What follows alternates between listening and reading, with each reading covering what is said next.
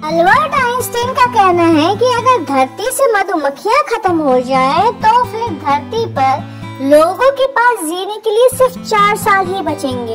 इस बात का कोई पुख्ता सबूत तो नहीं है, लेकिन हाँ, लोगों का ये भी कहना है कि जिस एरिया में मधुमक्खी हो और अचानक वहाँ से वो भागना शुरू कर दे तो वहाँ का पर्यावरण में जरूर संकट आने वाला होता है। अगर ये मधुमक्खियाँ इतनी जरूरी हैं, तो क्यों ना इनके जीवन में घुसकर देखें आखिर इनकी जिंदगी चलती कैसी है। मधुमक्खियाँ भी डांस करती है और उनके डांस को वैगल डांस कहा जाता है। इस डांस के थ्रू वो अपने साथियों को बताते हैं कि कहाँ पे फूलों का रस है। मधुमक्खियाँ झुंड में रहती हैं, उसे कॉलोनी कहते हैं। मक्खी की एक कॉलोनी में सिर्फ एक रानी, कुछ नर मधुमक्खियाँ और बाकी सारे वर्कर होते हैं। रानी मधुमक्खी सबसे बड़ी होती है और उसकी आयु भी बहुत लंबी होती है। वर्कर मधुमक्खियाँ बहुत ही मेहनती होती है। ये शहद बनाती हैं, छत्ता बनाती हैं और फिर ऊपर से रानी की सेवा भी करती हैं। मादा मधुमक्खियाँ इतनी मेहनती होती तो जरूर है, लेकिन इनके अंदर जलन भी बहुत होती है।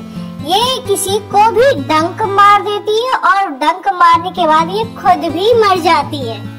इंसान जिस तरह बचपन में छोटी उम्र में घर पर रहता है, फिर पढ़ाई करने के लिए स्कूल जाता है, फिर कॉलेज जाता है, उसके बाद जॉब करता है, मधुमक्खियों का जीवन भी लगभग ऐसा ही होता है। जब वो छोटे होते हैं तो छत्ते के अंदर रहते हैं, वो रानी और जो लार्वा है उनकी देखभाल करते हैं। जब वो बड़े होते हैं तो वो मोम बनाने का काम करते हैं और जो छत्ता होता है उसका निर्माण करते हैं।